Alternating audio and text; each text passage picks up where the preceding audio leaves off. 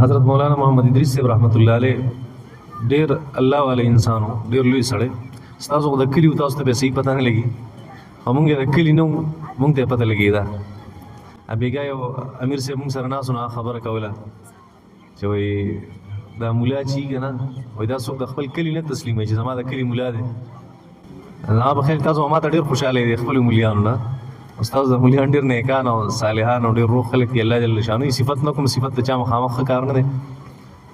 زما زړه ته دعا کوي په دې وجه باندې چې ډیر لوی شخصیت دا غي کار هغه دی راټینګ کړي او دا غي غنوم هغه دی ژوند دی او ساتو. الله جل شانه دی قبول کړي.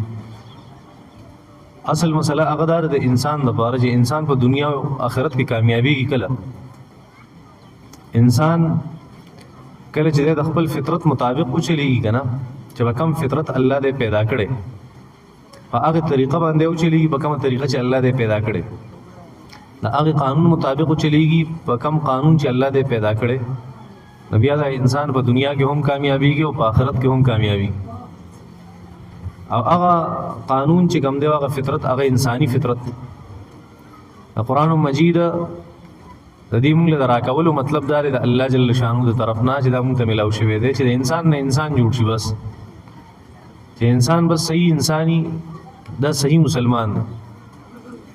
دا خبره په بل طرف وانړوي، یو بل ازم دی هغه طرف ته وانړوي، بلکې دې مطلب دا دی چې قرآن مجید متصخی او احادیث مبارکه د نبی کریم صلی الله علیه وسلم څخه دا بس انسانیت او اوس پورې چرته مونږ ونلی دا چې قرآن او حدیث کې چرته د انسانیت خلاف خبر راغله. قرآن او حدیث کې د انسانیت خلاف خبره نشته. دا سړی نه انسان جوړي، انسان نه چې کله انسان جوړ شي بس دې کامیاب شي. پیسې ګټل دا خو انسانیت نه دی. نوم پیدا کول، شهرت دا خو انسانیت نه دی. جیداد هغه ځان لپاره برابرول، هغه سیوا کول دا انسانیت خو نه دی. انسانیت خو یو جدا سیز دی.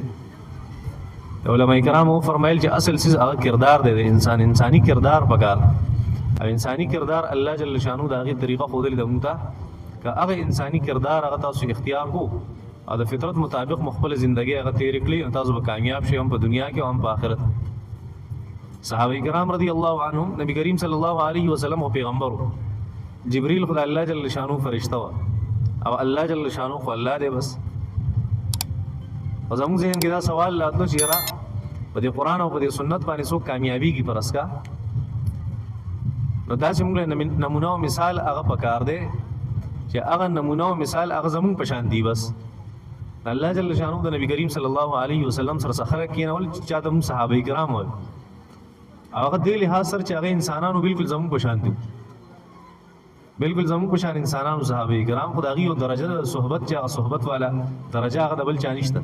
د نبی کریم صلی الله علیه وسلم د مجلس هغه مقام او مرتبه هغه ته حاصله او هغه عام انسانان دي. الله جل شانو هغه صحابه کرام زموږ لپاره ایز ا پریکټیکل هغه پیش کړو چې دا صحابه کرام دي کې دې په شان ایمان وروړو او کې دې په شان کارونه وکړو تاسو هم کامیاب شئ. او صحابه کرام کې یو کمال و ګور الله جل شانو چې کله انسان ته عزت ورکړي کنه دا عزت دوه قسمه ورکړي. علماء کرام دې خبره ته متوجي شي چې الله جل شانو انسان لکه عزت ورکړي کنه دا دوه قسمه عزت ورکړي. کوم حیثیت او مقام او مرتبه چې ورکړي دي دوه قسمونه. یو هغه مقام او مرتبه د انسان چې هغه د انسان په عقل کې راځي.